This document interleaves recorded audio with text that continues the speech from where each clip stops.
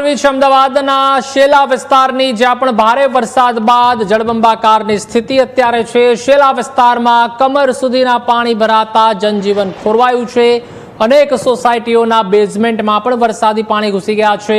ક્લબો 7 road પાણીમાં ગરકાવ થતા વાહન ચાલકોને ભારે હાલાકી પડી રહી છે।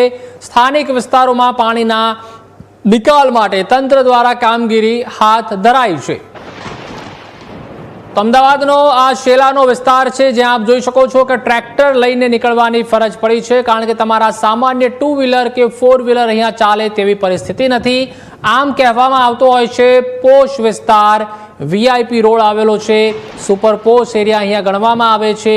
કરોડોના બંગલા તેમજ ફ્લેટ અહીંયા આવેલા છે, પરંતુ જ્યારે વરસાદ પડે છે ત્યારે તમામ અમીરી બારોબાર નીકળી જાય છે। લોકોની મોંઘીદાટ ગાડીઓ હોય તે પણ ક્યાંક તણાઈ જતી હોય છે, તો બીજી તરફ પાણીમાં ગરકાવ થતા હોય છે। ઘણા બંગલાઓમાં પણ પાણી ઘૂસી જતા હોય છે, જે બેઝમેન્ટ આવેલું છે ત્યાં પણ પાણી ઘૂસી જતું હોય છે।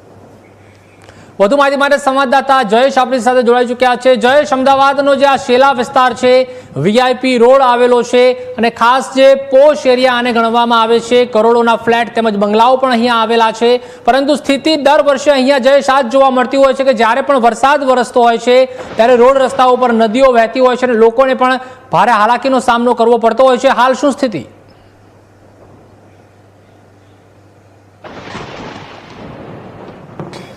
ચોક્કસથી પ્રતિપાલ, શેલા વિસ્તાર છે તે વિકસતો વિસ્તાર છે અને ત્યાં હવે જે ફ્લેટ છે તેના ભાવ પણ કરોડોમાં પહોંચી રહ્યા છે। ત્યારે મારી પાછળ હું તમને જે ફ્લેટ બતાવવા જઈ રહ્યો છું, તે ફ્લેટ ના ભાવો છે તે કરોડોમાં છે। આ જે સફેદ કલરની ઊંચી વિશાળ બિલ્ડિંગ જોઈ રહ્યા છો તેમાં 4 BHK ફ્લેટનો 3.5 કરોડ આસપાસનો ભાવ છે તે બોલાઈ રહ્યો છે અને અત્યારે તેની સ્થિતિ જોશો તો આ સમગ્ર જે ક્લબ 7 રોડ છે તે પાણીમાં ગરકાવ થઈ ચૂક્યો છે અને તેને કારણે જે સ્થાનિકો છે તેને પારાવાર મુશ્કેલીઓનો સામનો છે તે અત્યારે કરવો પડી રહ્યો છે। સાથે જે જનજીવન છે તેને પણ અસર પહોંચી છે। જે પ્રકારે તમે દ્રશ્ય જોશો તો લોકો છે તે પોતાના જરૂરી કામથી ઘરની બહાર અત્યારે નીકળી રહ્યા છે અને અત્યારે ફરી છે તે વરસાદની શરૂઆત થઈ છે અને તેને કારણે મુશ્કેલીઓ છે તે સતત વધી રહી છે। ગઈકાલથી આ વરસાદ પડી રહ્યો છે અને અત્યાર સુધીમાં 18 ઇંચ જેટલો વરસાદ છેલ્લા 24 કલાકમાં આ વિસ્તારમાં નોંધાયો છે ને તેને કારણે આ સ્થિતિ અત્યારે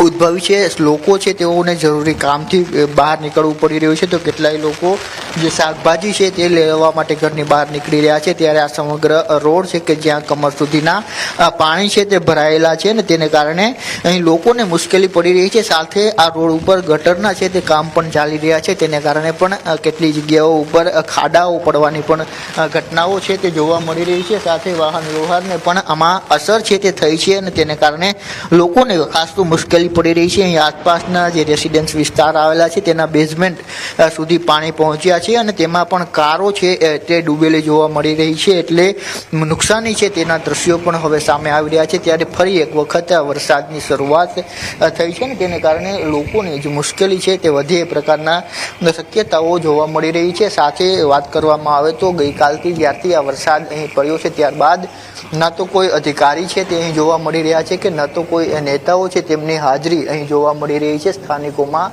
રોષ છે તે પણ જોવા મળી રહ્યો છે, તેઓ પોતાના કામથી બહાર નીકળી રહ્યા છે। ત્યારે તારાજીના આ દ્રશ્યો છે તમે શેલા વિસ્તારના જોઈ રહ્યા છો। દર વર્ષે આ પ્રકારની સમસ્યાઓ છે તે સર્જાતી હોય છે, ત્યારે દર વખતે તંત્ર દ્વારા એ આશ્વાસન છે તે પણ આપવામાં આવે છે કે હવેના વર્ષમાં છે તે પાણી નહીં ભરાય એ પ્રકારનું આશ્વાસન આપવામાં આવે છે, પરંતુ એ આશ્વાસન માત્ર વાતો પૂરતું જ રહેતું હોય એ પ્રકારના દ્રશ્યો છે તે શેલા વિસ્તારમાંથી જોવા મળી રહ્યા છે કે જે હજુ પણ ગોઠણ ડૂબ પાણી છે તે જોવા મળી રહ્યા છે અને આ પાણી ક્યારે ઓસરશે તેનો કોઈ જવાબ ન તો નેતાઓ આપી રહ્યા છે કે ન તો અધિકારીઓ આપી રહ્યા છે। જી જયેશ, એટલે વાત એ જ છે કે ગઈકાલે પણ આપણે જોયું હતું કે ક્લબો 7 રોડ હોય કે આ તરફ શેલાનો જે વિસ્તાર છે, વિકસતો આ વિસ્તાર છે, તેમાં પણ ગઈકાલે પણ જે નાના બાળકો હતા, ભૂલકાઓ હતા, જે સ્કૂલેથી આવી રહ્યા હતા ત્યારે તેમની સ્કૂલ વાન છે, સ્કૂલ બસ પણ બંધ પડી ગઈ હતી। ત્યારબાદ તેમના જે માતા પિતા છે તે તેમને ત્યાંથી લઈને પસાર થવા માટે મજબૂર બન્યા હતા અને જે રીતે આપણે જણાવ્યું કે 3-4 કરોડના ત્યાં ફ્લેટ આવેલા છે, તેમ છતાં અત્યારે કુદરત સામે સમગ્ર તંત્ર છે તે ક્યાંક પાંગળું સાબિત થયું છે।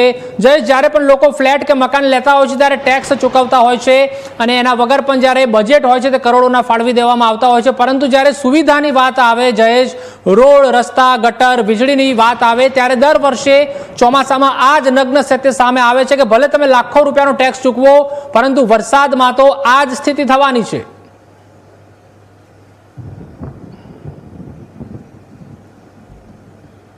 પ્રતિપાલ, ચોક્કસથી અહીં રહેતા તમામ લોકો છે તે એમસી નો ટેક્સ છે તે ચૂકવે છે ને ત્યારે તમે જે દ્રશ્ય જોશો તો આ કરોડોના જે બંગલાઓ આવેલા છે, પરંતુ અત્યારે એ ટેક્સ ભરવા છતાં પણ સાંભળનાર કોઈ પણ જવાબદાર વ્યક્તિ છે તે તમને અહીં જોવા નથી મળી રહ્યું ને એનો જ રોષ છે તે ક્યાંક ને ક્યાંક જોવા મળી રહ્યો છે. અત્યારે કોઈ પણ વ્યક્તિ છે તે ઘરની બહાર પોતાનું વ્હીકલ લઈને નીકળી શકે એ પ્રકારની સ્થિતિ નથી. અનેક લોકોના ઘરોમાં છે તે શાકભાજી પતી ચૂક્યું છે. કેટલાય લોકો એવા છે કે જેના ઘરોમાં હજુ પણ જે જીવન જરૂરિયાતની વસ્તુઓ છે તે નથી મળી રહી ને એ લેવા માટેનો સંઘર્ષ છે તે અત્યારે લોકો કરી રહ્યા છે. પરંતુ જે પ્રકારે દ્રશ્યો તમે જોશો તો અહીં એક પણ અધિકારી નથી અથવા તો જે લોકો છે તેમને રાહત મળે, જીવન જરૂરિયાતની વસ્તુઓ મળે તેના માટે પણ તકેદારી છે તે રાખવામાં નથી આવી રહી ને એને લઈને જ અત્યારે રોષ છે તે આ સ્થાનિકોમાં જોવા મળી રહ્યો છે. આ સમગ્ર જે ક્લબ 7 રોડ છે અહીં અંદાજિત 1000થી વધુ જે સોસાયટીઓ છે તે આવેલી છે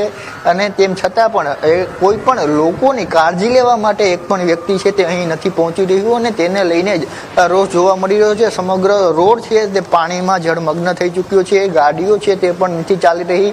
જે ગઈકાલે ગાડીઓ ફસાયેલી છે તે પણ હજી નીકળેલી નથી. અને ત્યાં સાથે જે મહત્વની વાત એ છે કે જે સ્કૂલ બસ છે તે પણ ગઈકાલથી ફસાઈ છે. આજે એક કાર આવી રહી છે એ પણ જીવના જોખમે છે તે અત્યારે આગળ વધી રહી છે, કારણ કે બોનેટ સુધીનું પાણી છે. આ પ્રકારે અનેક ગાડીઓ છે તે રોડ ઉપર બંધ થયેલી ગઈકાલથી આપણને જોવા મળી રહી છે. એટલે જે દ્રશ્ય છે એ લોકોમાં જે રોષ છે તે એ જોવા મળી રહ્યો છે કે એક તરફ કુદરતનો જે કોપ છે તે તો જોવા મળી રહ્યો છે, પરંતુ એ કુદરતના પ્રકોપ બાદ પણ કોઈ વ્યક્તિ છે તે આશ્વાસન આપવા અથવા તો જીવન જરૂરિયાતની જે વસ્તુઓ છે તે આપવા માટે નથી પહોંચી રહી. તે એક સૌથી મોટો સવાલ છે તે થઈ રહ્યો છે, કારણ કે જ્યાં મીડિયા પહોંચી રહ્યું છે ત્યાં તંત્ર શા માટે નથી પહોંચી રહ્યું. જી આભાર જયેશ સમગ્ર માહિતી સાથે જોડાવા બદલ.